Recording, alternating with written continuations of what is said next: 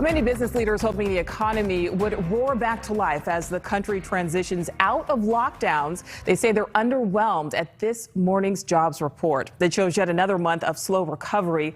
559,000 jobs added in May, a slight improvement from the month before, but experts say an indication employers are still struggling to find enough workers. Although the unemployment rate dropped again this week, now sitting below 6% for the first time since the pandemic began, but still not quite at pre-pandemic levels when it hovered around 3.5%. The more than 500,000 jobs added ticked up from April, but it still lags behind levels we saw even last summer. Hotels, restaurants, and bars saw the steepest increase in hiring. Retail and construction reported losses. Government data shows posted jobs are at the highest recorded levels since the year 2000.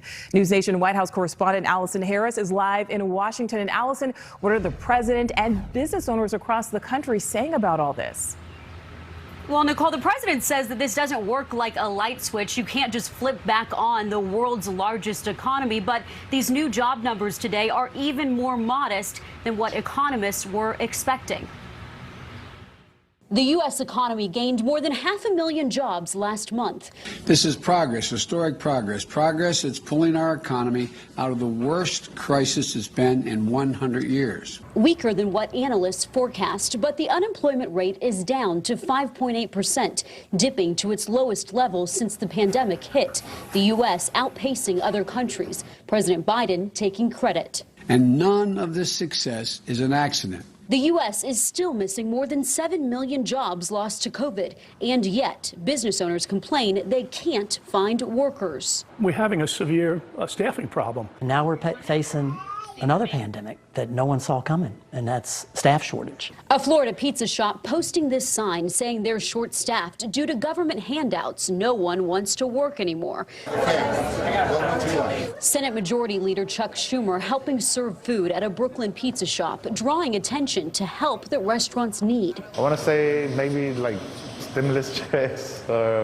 I honestly really don't know. People not wanting to go to work. That enrages union advocates. We're being told that workers are not seeking employment because they want to sit at home eating bonbons for less than the minimum wage. Republicans blame the Biden administration for paying people not to work with the added $300 federal unemployment benefit. Half of states now doing away with the benefits, which expire in 90 days. That makes sense. The president believes that the temporary unemployment benefits and the temporary boost to those benefits has provided a critical lifeline, that lifeline was designed to expire in about 90 days, and that's appropriate. And the president's spokeswoman said today that the White House would pull that added federal unemployment benefit if they thought that is what was keeping people at home, preventing them from going out and getting a job. They don't see that as the big problem here. They see it as something critical to help people through the end of this pandemic. Nicole? That's right, because a lot of people still certainly want to get back to work. Allison Harris live tonight in D.C.